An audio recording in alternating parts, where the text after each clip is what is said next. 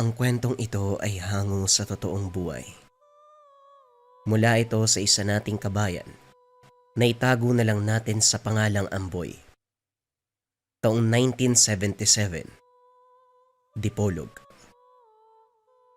Nagmumukmuk lamang sa sulok ng sabungan si Amboy matapos ang 3 sunod-sunod na pagkatalo. Ubus na ang perang hinarampa sa Shahin na abot ng 100. Ang usapan ay mamayang hapon babayaran. Subalit hindi ito ang pinoproblema ni Amboy. Mas iniisip ang kalabang sabungero na hindi man lang matalo-talo sa pustahan. Malayong malayo ang kanyang mga manok dahil isang salpukan lang bagsak na kagad. Samantalang ang kalaban, hindi man lang nakaramdam ng pagod kahit isa lang ng paulit-ulit.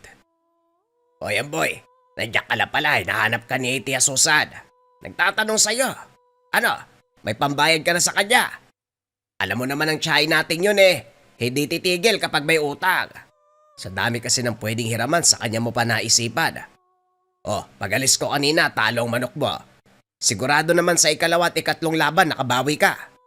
Hoy, bakit ka ba nagbubukbok? Parang nasa ibang dimensyon ka, kinakausap, hindi nagsasalita. Hulaan ko lang ha, talo ka no? Agoy, sabi na nga ba sabong pa. Wika ni Pakoy, pinsan ni Amboy. Parehong nahilig sa sabong ang dalawang binata. Sa katunayan, lagpas 30 ang edad, walang mga asawa. Sa murang edad natutunan nila ang pasikot-sikot sa sabungan dahil sabungero din ang mga ama. Pagkatapos ng unang pusta, nanalo ng malaking halaga. Ito ang nag-udyok sa kanila na magsabong ng magsabong. Pumabor sa panig nila ang swerte ng una, pero sa sandaling lumitaw ang mananabong na nagmula sa karatig bayan, binagsakan ng kamalasan, hinding-hindi sila nananalo. Hindi naman pambayad ang pinoproblema ko. Pwedeng pagtrabahuhan yan eh. Ang inaalala ko, paanong panalo na lang palagi yung kalaban? Kung tutusin, pareho lang naman ang manok natin at kanya. May pakpak, may binti, may mata, may balahibo. Pareho din ang pinapatok at inaalagaan. Pero bakit kakaiba? Yung sa atin hindi nga aabuti ng 1 minuto pagkasalang. Tapos yung sa kanya, kaya hanggang huling laban eh. Paano yun? Sinong Diyos ang hingian ng basbas para swerte ng ganun? Makasamba nga rin, baka sakaling makabawi. Wika ni Amboy. Pareho pala tayo ng iniisip, insan. Noon pa man nagtaka na ako sa sabongerong yan eh. Isipin mo, magmula nung araw na dumating siya dito sa bayan natin, lahat ng magagaling sa panabong dinali. Hindi lang ikaw yung nagtataka no, lahat naman tayo dito eh. Wala talaga 2 panabong na lang ang natira sa bahay. Aabot sana ng 12 kaso natalo ng natalo eh. Ititigil ko na ang pagsasabong. Ilalaban ko kung natira. Ubusin ko na lang. Pagkatapos ng pag-uusap, sabay nilang nilisan ang lugar. Habang nasa kalagitnaan ng daan, hindi maiwasang mapalingon dahil sa matandang nakasunod. Unang beses pa lang itong nakita. Hindi napansin kung kailan lumitaw sa likuran. Sinubukang baliwalain, pero kahit saang daang lumihis nakabuntot pa rin. Insan, hindi na maganda ang kutob ko sa matandang yan ha. May atraso ko ba sa tao para sundan tayo ng sundan? Kung kani-kanino ka kasi umuutang eh. Loko, hindi ko nga kilala yan eh. At saka wala akong utang kahit kanino maliban kay Tia. Kalmahan mo lang. Baka kung saan tayo pupunta, dun din naman pupunta yan. Itanong mo nga, mabuti nang makasigurado. Ilang beses nang may nababalitang may patayan dito eh. Kadalasan sa bungerong nadadali. Tanungin mo para mawala tong kaba ko. Wika ni Pakoy. Kulit mo din ano? Amanong magandang araw sa inyo. Huwag niyo po sanang mamasamay niyo itatanong ko ha. Napansin ko kasi, sunod ka ng sunod. Saan po ba ang punta niyo? O baka may sadya ka sa amin? Tumigil sa paghakbang ang nasabing matanda. Tumatawang humarap sa kanila. Bago ko sagutin ang tanong, tawagin niyo ako sa pangalang Tatang Inso.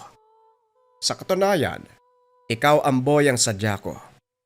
Ang bibilis nyo kasing lumakad, kaya hindi ko magawang makasabay. Tahimik na lang ako na sumunod.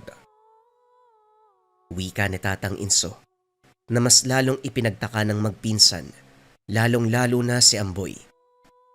Ang sabi mo kanina wala kang atraso kahit kanino. Tapos ikaw yung sadya ng matandang to. Insan, ano bang pinasok mo gulo? Iho, maghulos dele ka. Walang atraso sa akin si Amboy. May gusto lang akong linawin sa batang ito. Isa kang sabongero ano? Sabongero na matapos makatapat ang dayong mananabong, sunod-sunod na ang pagkatalo. Nakarating kasi sa akin na maayos naman ang kondisyon ng manok mo. Pero luging-lugi pagdating sa bakbakan. Tapos kung sa iba ilalaban, nananalo. Dito lang sa dayo minamalas eh.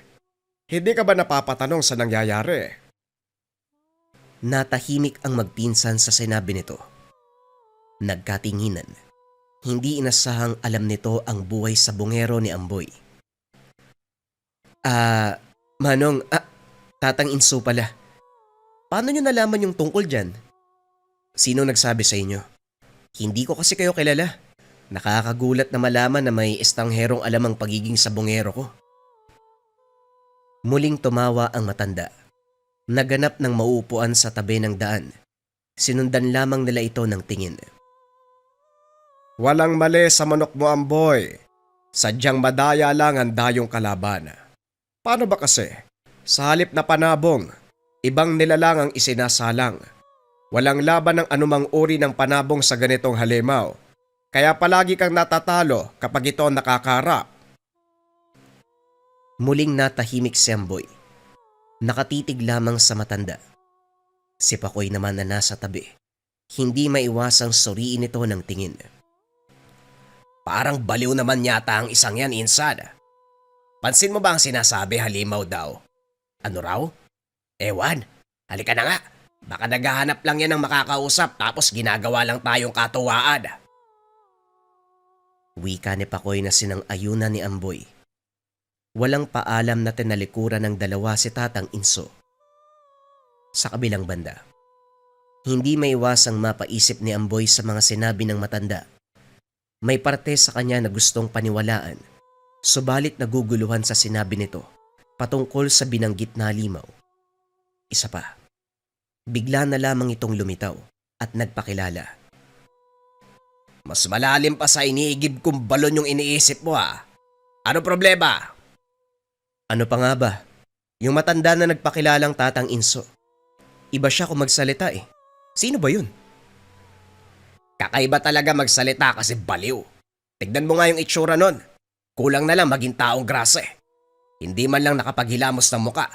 Mas mahaba pang balbas kaysa buhok tapos nangangamoy lupa. Hindi yata nakaligo eh. Huwag mo nang pansinin.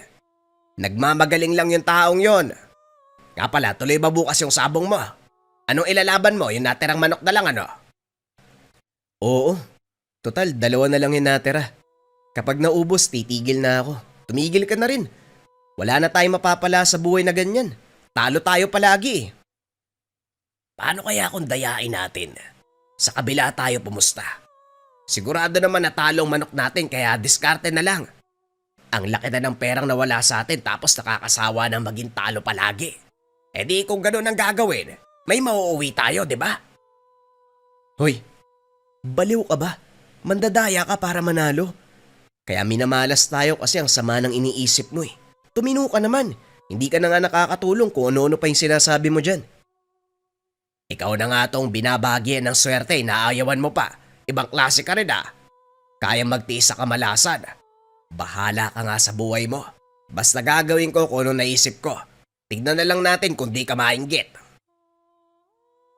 Napabuntong hininga si Amboy sa sinabi ng pinsan. Iniwanan niya ito at nagtungo sa likod ng bahay upang tignan ang natitirang manok na panabong.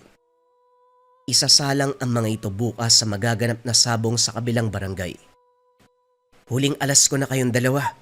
Kung matatalo wala na. Ay nako, bakit ba kasi palagi na lang minamalas eh? Hindi ko tuloy maiwasang maniwala sa sinabi ni Tatang Inso na hindi ordinaryong manok yung nakatapat na mga kapatid nyo. Paano namang hindi? Kung titignan manok lang naman. Ewan ko, Basta, ubusin niyo mga patoka dyan kasi bukas huling laban niyo na. Wika ni Amboy sa mga panabong. Napapitlag nang lumitaw si Tatang Inso. Lumabas sa likuran ng kulungan ng manok. Hindi naman mahirap paniwalaan ang mga sinabi ko ha. Hoy bata, bakit ayaw mo bang maniwala? Matutulungan pa naman sana kita, pero ayaw mo eh. Eto naman si Manong. Hindi ba iniwan ka namin dun sa daan? Paano ka nakarating dito? Iho, kapag gusto kong tulungan ng isang tao, madali kong natutunto ng kanyang tahanan. Ano? Naniniwala ka ba sa akin o hindi? Dalawa na lang ang panabong mong manok. Wala ka bang balak na babawi sa lahat ng talo mo? Wika ni Tatang Inso. Napakamot sa ulo si Amboy. Naguguluhan kung pakikitunguan si Tatang Inso o babaliwalain. Sa huli, si Pakoy ang kumausap. Dumating siya sa lugar at nagulat nang makita ang matanda. Anak ka ng manok! Nandito ka na naman, Manong! Hindi mo talaga titigilan ng pinsan ko, ano? Huwag niyo na pong ipagpilitan yung sinasabi niyong halimaw. Kasi parang ikaw pa nga po yung hindi tao eh. Bastos ang bibig mong bata ka ha? Pasmado. Huwag kang magulo. Si Amboy ang gusto kong makausap, hindi ikaw. Mukha kang unggoy. Tumabi ka nga dyan. Nainis si Pakoy sa sinabi ng matanda. Sasagot pa sana, pero pinigilan ni Amboy para hindi na humaba ang usapan. Manong, pasensya ka na sa pinsan ko ha. At pasensya na rin po kayo kung di ko kayo mapapagbigyan. Napaka-imposible kasi ng sinasabi nyo eh. At isa pa, hindi naman namin kayo kakilala. Bigla na lang kayong lumitaw. Mas mabuti po siguro kung bumalik na lang kayo kung saan kayo nang galing. Mauna na po kami. Iniwan nila sa likod ng bahay si Tatang Inso.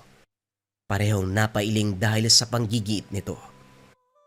Ikaw, Insan, huwag ka talaga maniniwala sa ganyan lalo na sa panahon ngayon. Hindi natin alam kung ano ang tumatakbo sa isip ng tao. Malay natin, kakutsaba ng dayong sa bungero at baka hindi lang manok mo ang madali, pati ikaw madamay na. Oo naman pinsan, hindi ko lang maiwasang maisip yung sinasabi niya. Parang may katuturan din kasi. Nakita mo naman kung gaano kabangis yung manok ng kalaban. Parang hindi normal ang atake. Isang salpukan bagsak agad ng katapat. Basta, huling sabong na bukas ha. Hindi na ako magsasabong uli kapag natalo yung natirang dalawa. Pagsapit ng gabi, sinuri nila ang mga manok na isasabong. Sinigurong nasa kondisyon ng katawan at galaw para sa laban kinabukasan. Makalipas ang ilang sandali, pumasok na rin ang tahanan dahil lumalalim na ang gabi. Makaraan ng ilang minuto, napansin ni Amboy na parang may tao malapit sa kulungan ng manok. Hindi ito bago dahil palaging nangyayari sa tuwing binabalak isalang ang mga alaga. Binaliwala rin dahil parang pinaglalaroan ng sariling paningin. Kinabukasan, naabutan ni Amboy ang mga panabong na nanghihina. Kaagad inilabas sa kulungan at pansamantala munang pinakawalan. Sinabuyan ng patoka ang lupa. Kumain ang mga ito. Pagkatapos ay bumalik sa kondisyon. Insan, may pera akong pampusta dito ha. Huling ipon pero bahala na. Isusugal ko sa manok mo manalo o matalo. Pero sigurado ko mananalo yan. Pupusta din ako sa kabila para may babalik. Sira ulo. Pairalin mo ang pagiging madaya. Walang yumaman sa ganyan. Magkape ka nga muna sa loob. May natira pang tinapay at kape sa mesa. Maya-maya lalakad na tayo. Pumasok ng tahanan si Pakoy. Samantalang binabantayan niyang maigi ang mga panabong na malayang naghahabulan sa bakuran. Sa kalagitnaan, napansin niya ang dayong sa bungero. Nakatitig sa kanyang gawi. Kumaway pa.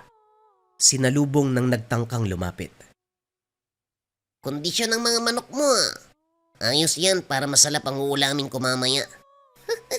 Ganun naman, di ba? Kapag alaga mo ang katapat ng alaga ko, siguradong tinola at adobo. Hindi lugi kasi matataba at siksik sa laman.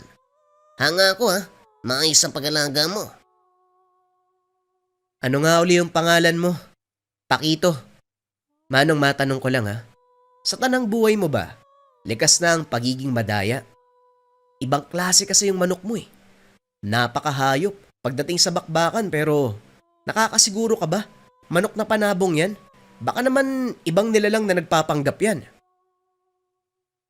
Mapapansin ang biglaang pagbabago ng reaksyon ng dayong sabongero. Nawala ang ngiti. Napahinga ng malalim.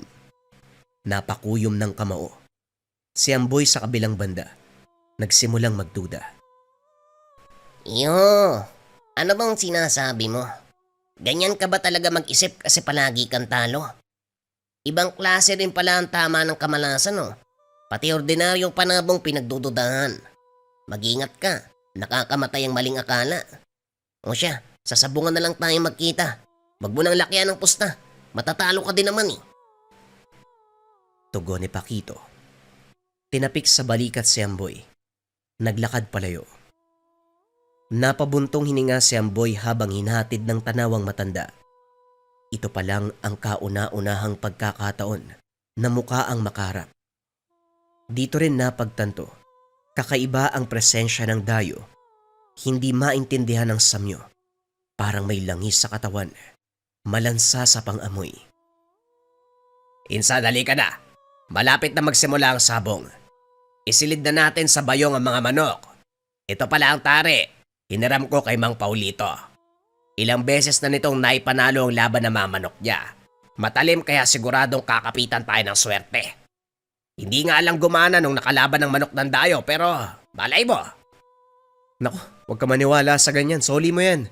Itong tari natin ang gagamitin. Pareho lang naman ang resulta. Talo pa rin. Muling nagbuntong hininga si Amboy. Napadasal ng wala sa oras bago isilid sa bayong ang dadaling manok. Pagkatapos ay nagtungo na sa sabungan. Pagkarating sa lugar, kasalukuyang nagsisimula ang laban. Nanood muna sila dahil mamaya pa naman ang aktwal na sagupaan ng dalang manok kontra sa manok ni Pakito.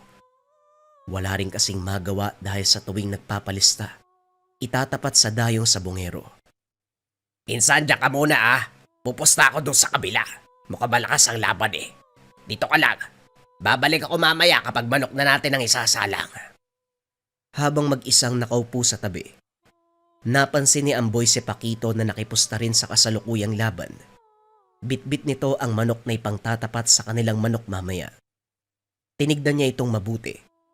Habang tumatagal hindi na ito manok sa paningin. Mukha ng isang asong halimaw ang nakikita. Paulit-ulit na kinukusot ni Amboy ang mga mata at binalikan ng tingin. Ganon pa rin. Kaagad ding nag-iwas nang mapansin siya. Pagkuway dali-daling lumipat ng pwesto. Nagulat pa sa biglaang pagtabi ni Tatang Inso. Mukhang gumana yata ang orasyon sa'yo para malaman ang katotohanan, ano? Alam ko, unti-unti kang naniniwala na hindi ordinaryong manok ang hawak ng dayong sabongero. Huling laban mo na ito, hindi ba? Bakit ayaw mong isugal ang tiwala sa akin? Sisiguraduhin kong hindi ka magsisisi. Akin na ang manok mo. Ako na ang bahala. Kinuha ang bayong. Inilabas ang manok.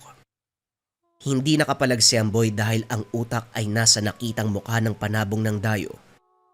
Paulit-ulit na bumabalik ang mukha ng asong halimaw sa isipan.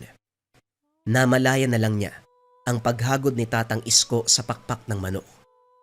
Pagkatapos ay dinuraan ng 3 beses. Inihipan pa. Kumuha ito ng tari sa bulsa at ikinabit sa paa ng panabong. May kung anong bagay itong isinubo sa manok. Dito na siya umalma. Kalmahan mo, bata. Mutya ng sili ang inilagay ko sa bibig ng manok mo. Huwag kang mag-alala. Hindi ito nakakalason. Nasa bibig lang naman hindi malulunok. Ito ang magbibigay ng lakas para talunin ang kalaban. Magtiwala ka sa akin.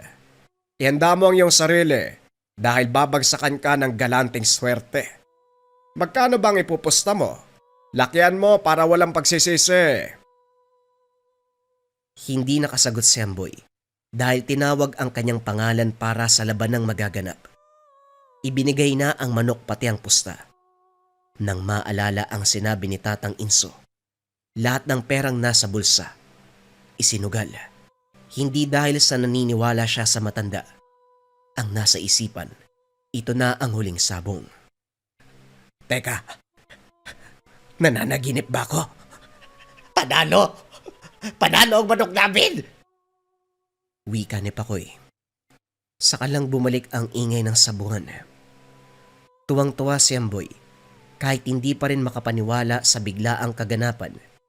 Napatalon sa saya. Sa kabilang banda, kinuha ni Pakito ang manok niya. Sinuri ang kabuuan lalo na ang tari. Hindi matanggap ang pagkatalo. Malinis ang tari. Wala namang nilabag na batas ang naganap na laban, kaya akin ang manok. Pag mo nang hawakan yan, hindi naman yan sayo eh. Kunin mo yan oh, yung patay, yan yung alaga mo eh. Wika ng sentensyador. Binawi nito ang manok at binigay kay Amboy. Hindi may tago ng dayong sabongero ang galit. Sinamaan ng tingin si Amboy. Lalapit na sana kaso biglang umatras nang mapansin ang presensya ni Tatang Inso. Dali-dali nitong kinuha ang walang buhay na panabong at saka umalis. Sabi ko sa inyo eh, magtiwala kayo. Paminsan-minsan lang akong naawa sa tao kaya samantalahin nyo. O paano ba yan? Panalo kayo. Itinapat nito ang palad sa tuka ng manok. Kusang lumabas ang pinasubo. Kung susuriin, isang batong maliit na hugis sili. Manong, hindi ko alam kung paano kayo papasalamatan pero maraming salamat po talaga ha. Kung hindi dahil sa inyo malamang, naisana ko ng Pakito na yun eh. Tama ka po talaga. Hindi ordinaryong manok yung nilalaban niya eh. Ano po bang tawag sa nilalang na yun? Tatapatin na kita. Maging ang dayong yon ay hindi ordinaryong tao. Isa siyang aswang at ang nagbabalat kayong manok, gabay niyang nilalang. Pareho silang halimaw. Hindi matatalo sa ganitong laban kung walang ipangtatapat na mabisang pangontrang makakalaban. Ang totoo nga niyan, siya talaga ang sadya ko sa lugar na ito eh. Tapos sa pag-alaman ko, ikaw ang pinaglalaroan niya kaya lumapit ako para makatulong. Ngayong bistado na siya, hindi na babalik dito sa sabungan. Pero hindi talaga babalik yan. Kasi pagkatapos ko dito, siya naman ang tutugisin ko. Napatango na lamang si Amboy. Hindi alam kung ano ang isasagot. Wala namang naiintindihan sa sinasabi nito. Naguguluhan pa sa takbo ng pangyayari. Pagkatapos magpaalam ni Tatang Inso, si Pakoy naman ang kanyang hinanap. Nabutan nitong nagmumukmok sa tabi habang kagat-kagat ang walang laman na pitaka. Hoy, pagkatapos ko, ikaw naman ang nagbumukmok. Ano to? Palitan lang? Hindi ka ba masaya na nanalo tayo? Ligtas ang panabong. May perang napalalunan. Bakit ako ba totowa? Sa kabila ako pumusta eh. Akala ko kasi talo na naman eh. Bakit hindi mo sinabi sa akin na mananalo yung manok mo? Abayan, ubos yung pera ko. Yan ang sinasabi ko sa'yo. Madaya ka kasi. Dapat sa manok lang natin yung pusta, manalo o matalo. Tignan mo, ikaw ang kawawa. Basta ako, nakabawi na ako sa sunod-sunod na pagkatalo. At saka binenta ko na rin yung mga manok na dala ko. Ito na yung huli kong sabong. Hindi pa rin kasi ako makapaniwala sa nangyari, pambihira. May ganong klaseng nilalang pala. Manok lang kung titignan pero ang totoo, halimaw pala. Nakakakilabot ang itsura kung nakita mo lang. Wika ni Amboy na ipinagtaka ni Pakoy. Baliw ka ba? Nanalo ka lang kung ano na yung sinasabi mo. Anong halimaw? Anong nakakakilabot ng itsura? Nakasinghot ka? Ay nako. Wala, umuwi na nga tayo. Daan pala muna tayo sa bahay ni Paring Ramon, nanalo yun eh. Ang sabi niya, bibigyan niya ako ng paanang naipanalong manok. Pwedeng panghapunan natin mamayang gabi. Sagot ko na ang alak. Sa ating dalawa, ako lang may pera eh. Pusta pa sa iba. Paglipas ng mga araw, nagbago ang takbo ng buhay ni Amboy. Sa niyoga ng tiyay na lamang ibinubuhos ang oras. Inilayo ang sarili sa sabungan. matapos mapagtantong malaking bahagi ng pagkataong nasayang dahil lamang sa pagsusugal. Halos maubos pa ang pera. Swerte pa dahil sa huli. Nakabawi kahit papano. Si Pakoy na lamang ang hindi pa bumibitaw sa pagsasabong. Sa pinsan din na pag-alaman na wala ng pakito na nagpapakita. Hula niya, totoo ang sinabi ni Tatang Inso na ang dayo ang tutugisin. Kasunod ng pagkabisto sa ginawang pandaraya. Wala na rin siyang balita sa matanda. Sa kabila ng lahat, laking pasasalamat ni Amboy sa pagligtas si Tatang Inso sa huling pagsalang sa sabungan. Malaki ang naitulong ng huling pagkapanalo. Nabayaran ang lahat ng utang, nakaipon ng kaunti. Kaso nga lang, may tanong pa na hindi nasasagot. Sino nga ba talaga si Tatang Inso? Sino ang tumulong sa kanya? Bakit biglang dumating sa lugar? Sino ang matanda na nagbigay ng mutya ng sili sa manok na panabong? Maraming salamat sa pakikinig ng kwento mga kabayan. Kayo ba, may ganitong karanasan ba kayo? Yung tipong may nilalagay sa bibig ng manok o sa parte ng katawan ng manok para lumakas sa sabong? Kung meron man mga kabayan, huwag kayo maiya na magbigay ng komento sa ating comment section. Nga pala, meron pa tayong upload mamayang 8:30.